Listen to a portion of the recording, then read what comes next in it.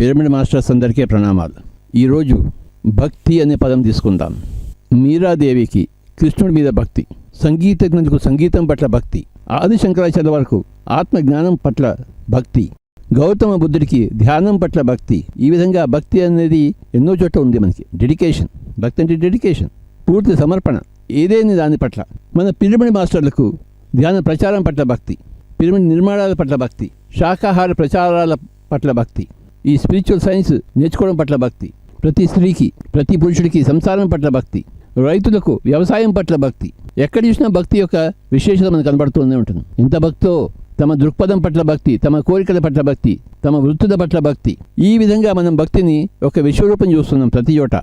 ఒకానొక భక్తి యొక్క నిర్వచనం ఏమిటంటే స్వస్వరూపానుసంధానం భక్తి రీత్యభిధీయతే.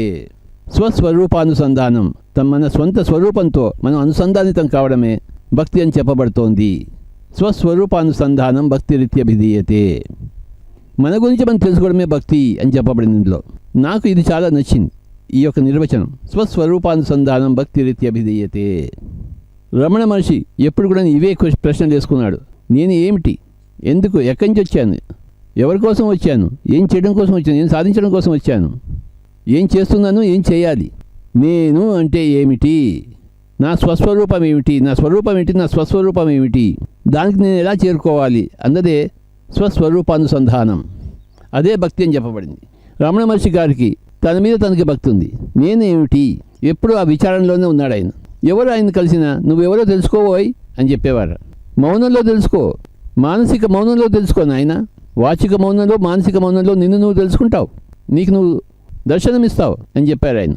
పిరమిడ్ మాస్టర్ అంతా అదే చెప్తున్నారు. ధ్యానం చేయబోయ్, మనసును శూన్యం చేసుకోబోయ్, శ్వాస మీద ధ్యాస ద్వారా.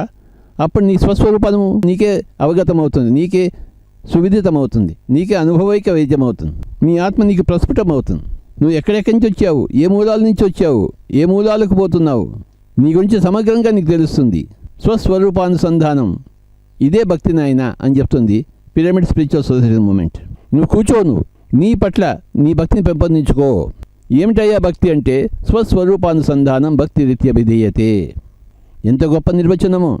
ఈ నిర్వచనం ప్రకారం ధ్యాన సాధనే భక్తి యోగము. ధ్యాన సాధన కాకుండా వేరే భక్తి యోగం ఎక్కడా లేదు.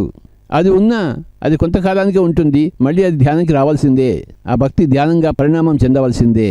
అందుకే భగవద్గీతలో చెప్పాడు శ్రీకృష్ణుడు, అర్జున నువ్వు యోగివికా నాయన, నీతో నువ్వు కలువు, నిన్ను నువ్వు తెలుసుకో, యోగివికా, నిరంతరము ధ్యాన సాధనలో ఉండు, అదే నీ భక్తి యోగం.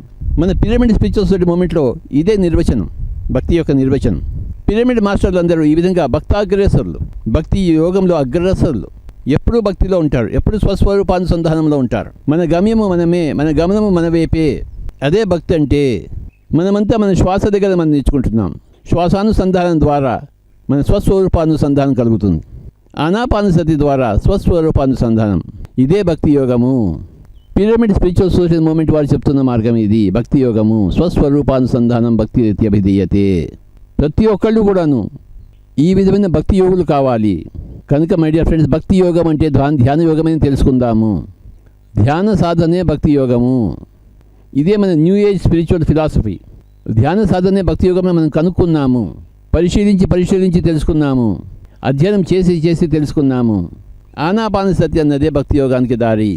ఎప్పుడైతే శ్వాస మీద మనం ధ్యాస పెడతామో, కూడి ఉంటామో, అది అన్ని చోటికి తీసుకెళ్తుంది. మన మూలాలు ఎక్కడెక్కడ ఉన్నాయో అన్ని చోటికి తీసుకెళ్తుంది. మన మూలాలు మనకి దర్శింపజేస్తుంది. స్వస్వరూపంతో అనుసంధానం అవుతాము. నేను శరీరం కాదు, నేను మేను కాదు, నేను శాశ్వతమైన నేను అని తెలుసుకోవడమే స్వస్వరూపానుసంధానము. కళ్ళు మూసుకోవడం ఏం కష్టము, శ్వాస మీద ధ్యాస ఉంచడం ఏం కష్టము. అందరూ ఇప్పుడు స్వస్వరూపానుసంధానంలో ఉందాము. Thank you very much.